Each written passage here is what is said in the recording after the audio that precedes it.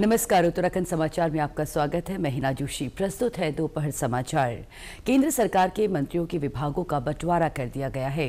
केंद्रीय मंत्री राजनाथ सिंह को फिर से रक्षा मंत्रालय दिया गया है। अमित शाह गृह मंत्री और सहकारिता मंत्री बने रहेंगे। नितिन गडकरी के पास सड़क परिवहन एवं राजमार्ग मंत्रालय भी बरकरार रखा गया है। जेपी प्रकाश नड्डा को स्वास्थ्य और परिवार कल्याण मंत्रालय तथा रसायन और उर्वरक मंत्रालय आवंटित किया गया है। शिवराज सिंह चौहान को कृषि और ग्रामीण विकास मंत्रालय का प्रभार दिया गया है। राष्ट्रपति भवन से एक प्रेस विज्ञप्ति में कहा कि निर्मला सीतारमण को वित्त और कॉरपोरेट मामलों के मंत्रालय आवंटित किए गए हैं, जबकि डॉक्टर एस जयशंकर को पुनः विदेश मंत्रालय का प्रभार दिया गया है। अश्विनी वैष्णव को रेल मंत्रालय के साथ साथ सूचना और प्रसारण मंत्रालय भी आवंटित किया गया है। वहीं उत्तराखंड से राज्य मंत्री बनाए गए अजय टम्टा को सड़क परिवहन एवं राजमार्ग मंत्रालय आवंटित किया गया है। नए मंत्री आज अपना कार्यभार संभाल रहे हैं। सरकार आवास आवश्यकताओं को पूरा करने के लिए घरों के निर्माण के लिए 3 करोड़ अतिरिक्त ग्रामीण और शहरी परिवारों को सहायता प्रदान करेगी। कल नई दिल्ली में नवगठित एनडीए सरकार की पहली कैबिनेट बैठक में इस संबंध में फैसला लिया गया है।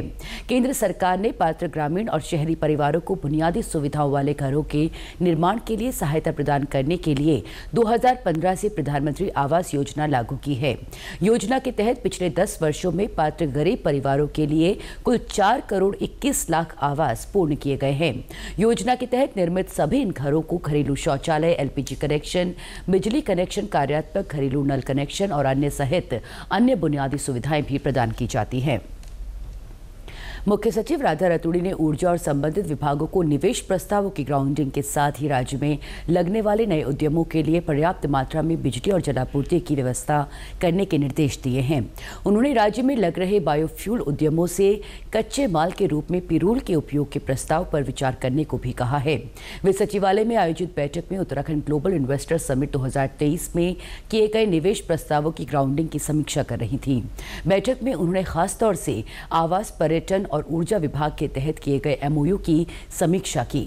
मुख्य सचिव ने अधिकारियों को समयबद्धता और लक्ष्य आधारित कार्यशैली अपनाते हुए सभी निवेश प्रस्तावों की ग्राउंडिंग को जल्द से जल्द पूरा करने के निर्देश दिए। बैठक में विभागों ने निवेश प्रस्तावों पर किए जा रहे कार्यों की विस्तार से जानकारी दी। राज्य में संक्रामक रोगों की रोकथाम को लेकर स्वास्थ्य विभाग ने एसओपी जारी की है। स्वास्थ्य सचिव डॉक्टर आर राजेश कुमार ने एसओपी जारी करते हुए जल जनित रोगों की रोकथाम को लेकर अधिकारियों और कर्मचारियों को सख्त दिशा निर्देश दिए हैं। स्वास्थ्य सचिव डॉक्टर आर राजेश कुमार ने बताया कि गर्मियों के दौरान पेयजल से होने वाले संक्रामक रोगों के मामले अधिक सामने आते हैं। दस्त, हैजा, वायरल हेपेटाइटिस, टाइफाइड इत्यादि के बढ़ने का खतरा बढ़ जाता है। संक्रामक रोगों में एक शरीर से अन्य शरीर में फैलने की क्षमता होती है।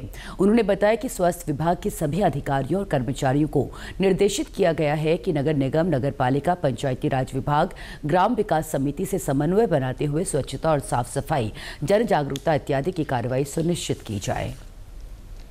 चमोली जिले की बद्रीनाथ विधानसभा में उपचुनाव को लेकर भारत निर्वाचन आयोग की ओर से आदर्श आचार संहिता लागू कर दी गई है, जिसे लेकर अपर जिला निर्वाचन अधिकारी अभिनव शाह ने राजनीतिक दलों और प्रेस प्रतिनिधियों के साथ बैठक करते हुए उपचुनाव कार्यक्रम की विस्तृत जानकारी दी।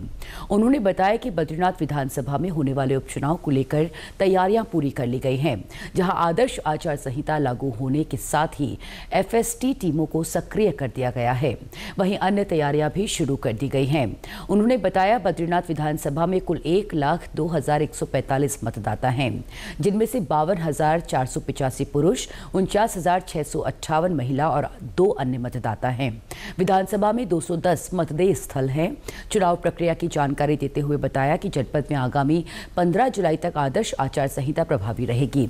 इससे पूर्व 14 जून को अधिसूचना जारी की जाएगी।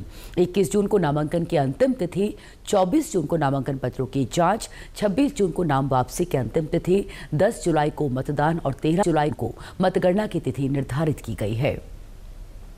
इसी के साथ दोपहर समाचार समाप्त हुए। दूरदर्शन समाचारों से जुड़े रहें। मिलते हैं फिर शाम 6:30 बजे के बुलेटिन में। तब तक के लिए हमें दीजिए इजाजत। नमस्कार।